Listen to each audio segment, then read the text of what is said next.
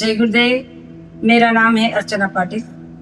भारत की इस पवित्र भूमि पर समय समय पर ऐसे संतों ने जन्म लिया जिन्होंने केवल धर्म की बात नहीं की बल्कि मानवता को जीना सिखाया।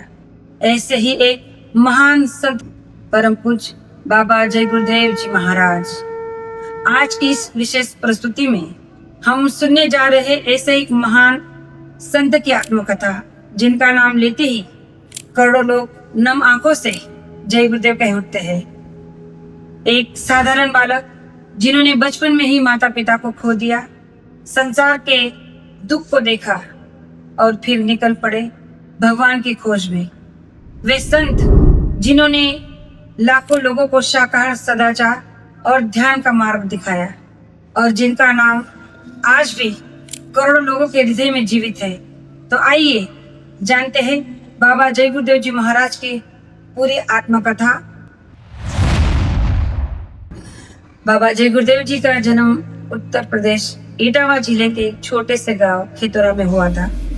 उनका प्रारंभिक नाम बताया जाता है तुलसीदास जी महाराज। उनके जन्म वर्ष को लेकर अलग अलग मत है। कुछ लोग 1896 मानते हैं जबकि कुछ अन्य अलग वर्ष बताते हैं, लेकिन ये निश्चित है कि उनका जीवन अत्यंत संघर्षपूर्ण रहा। उनके पिता एक जमींदार और प्रभावशाली व्यक्ति थे। घर में धन संपत्ति थी, लेकिन भाग्य को कुछ और ही मंजूर था। बहुत ही छोटी उम्र में ही उनके माता पिता का देहांत हो गया। कहा जाता है कि मृत्यु से पहले ही उनकी माता ने उनसे कहा, बेटा भगवान को खोजो, यही जीवन का सच्चा उद्देश्य है। यही शब्द उनके जीवन की दिशा बदल गए। सिर्फ 7 वर्ष की आयु में एक छोटा बच्चा घर छोड़ देता है। ना कोई धन, ना कोई सहारा, ना कोई मंजिल, बस एक ही प्रश्न, भगवान कहाँ है। कहा जाता है कि उन्होंने मंदिरों, मस्जिदों, गुरुद्वारा और चर्चों तक की यात्रा की। जहां भी कोई संत या महात्मा मिलता, वे उनसे पूछते, क्या आपने भगवान को देखा है? लेकिन उन्हें संतोष नहीं मिला। वर्षों तक भटकने के बाद उनकी मुलाकात हुई एक महान संत से, पंडित गुरेलाल शर्मा जी महाराज से, जो अलीगढ़ जिले के चिरोली गांव में रहते थे। यही से उनके जीवन का सबसे बड़ा मोड़ शुरू हुआ। पंडित गुरेलाल शर्मा जी ने उन्हें नामदान दिया और फिर शुरू हुई कठिन तपस्या। कहा जाता है कि बाबा जय गुरुदेव जी दिन में केवल एक बार भोजन करते थे और 12-12 घंटे ध्यान में लीन रहते थे। उन्होंने संसार से दूरी बना ली, मन, इंद्रिया और इच्छाओं पर नियंत्रण करना शुरू किया।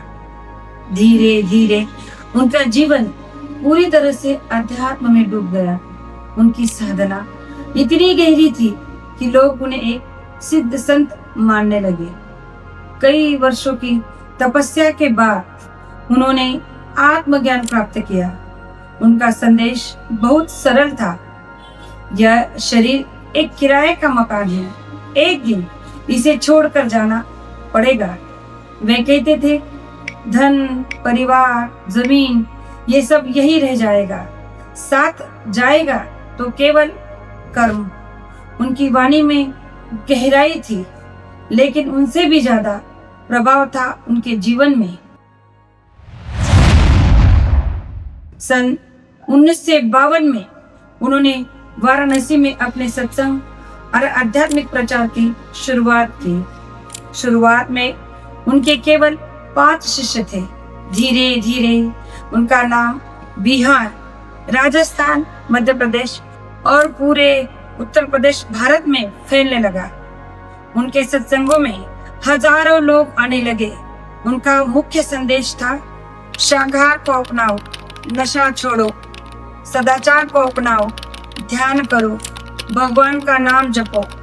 उन्होंने मांस, शराब और हिंसा का खुलकर विरोध किया। बाबा जी कहते थे, जय गुरुदेव कोई व्यक्ति नहीं, यह परमात्मा का नाम है। वे नाम योग साधना पर विशेष जोर देते थे। उनके अनुसार आत्मा शरीर के बीचों बीच दोनों भुआओं के मध्य स्थिति है और ध्यान के माध्यम से ईश्वर का अनुभव किया जा सकता है। मथुरा में दिल्ली आगरा हाईवे पर उन्होंने एक विशाल आश्रम और सफेद संगमरमर का भव्य मंदिर बनवाया। नाम योग साधना मंदिर। कहा जाता है कि इस मंदिर की सुंदरता की तुलना ताजमहल से की जाती है। बाबा जय गुरुदेव जी का सबसे बड़ा अभियान शाकाहार को अपनाओ। वे कहते हैं जो जीव को मारता है वो ईश्वर को कैसे प्राप्त कर सकता है। उन्होंने लाखों लोगों को मांस और शराब छुड़ाने के लिए प्रेरित किया। उनके अनुयायी सादा जीवन जीते हैं, सूती कपड़े पहनते हैं, नशा नहीं करते हैं और शाकाहारी भोजन करते हैं। सन 1975 भारत में आपातकाल लगा। उस समय बाबा जय गुरुदेव जी सरकार की नीतियों के विरोध में थे। इसी दौरान उन्हें गिरफ्तार कर लिया गया। उन्हें पहले आगरा जेल, फिर बरेली, फिर बेंगलुरु और अंत में तिहाड़ जेल भेजा गया। वे लगभग 21 महीने जेल में रहे, लेकिन जेल में भी उन्होंने ध्यान और सत्संग नहीं छोड़ा।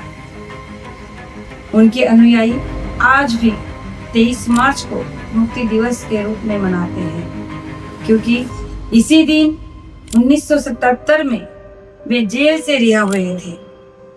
जेल से निकलने के बाद उन्होंने राजनीति में भी कदम रखा। उन्होंने दूरदर्शी पार्टी बनाई। उनका उद्देश्य था भ्रष्टाचार समाप्त करना, शाकाहार को बढ़ावा देना, नैतिक राजनीति लाना। उन्होंने चुनाव भी लड़ा, लेकिन सफलता नहीं मिली। धीरे धीरे उन्होंने राजनीति से दूरी बना ली। समय के साथ बाबा जय गुरुदेव जी का प्रभाव इतना बढ़ गया कि उनके सत्संग केवल धार्मिक सभाएं नहीं रही, बल्कि एक विशाल जन आंदोलन बन गया। मथुरा आश्रम में होने वाले विशाल सत्संगों, नामदान समारोह और भंडारों में लाखों श्रद्धालु देश के विभिन्न भागों से पहुंचते। दूर दूर तक फैले पंडाल, सफेद वस्त्रों में बैठे भक्तों का जनसागर और जय गुरुदेव के उद्घोष उस समय की एक अद्भुत पहचान बन चुके थे। कहा जाता है कि बाबा जी के दर्शन मात्र के लिए श्रद्धालु कई कई घंटों तक लंबी कतारों में खड़े रहते और उनके मंच पर आने की प्रतीक्षा करते। अपने संदेश को जन जन तक पहुंचाने के लिए बाबा जी ने अनेक धर्म प्रचार यात्राओं और काफिलों को प्रेरित किया। सफ़ेद झंडों, भजन कीर्तन और हजारों अनुयायी के साथ निकलने वाले ये कारवां लोगों को शाकाहार, नशा मुक्ति, सदाचार और नाम भजन का संदेश देते। वर्ष 2003 का प्रसिद्ध विलक्षण कारवां भी ऐसे ही अभियानों में से एक था, जिसने व्यापक स्तर पर जनजागरण का कार्य किया। देखते ही देखते बाबा जय गुरुदेव जी केवल एक संत नहीं रहे, बल्कि करोड़ों लोगों के लिए एक ऐसी प्रेरणा बन गए जिनके संदेश अनगिनत लोगों को नशा, हिंसा और बुराइयों से दूर होकर आध्यात्मिक जीवन की ओर बढ़ने की प्रेरणा दी। मई 2012 जब बाबा जय गुरुदेव जी महाराज की लीला हुई, अचानक उनकी तबीयत खराब होने के कारण उन्हें गुरुग्राम के मेदांता अस्पताल में भर्ती कराया गया।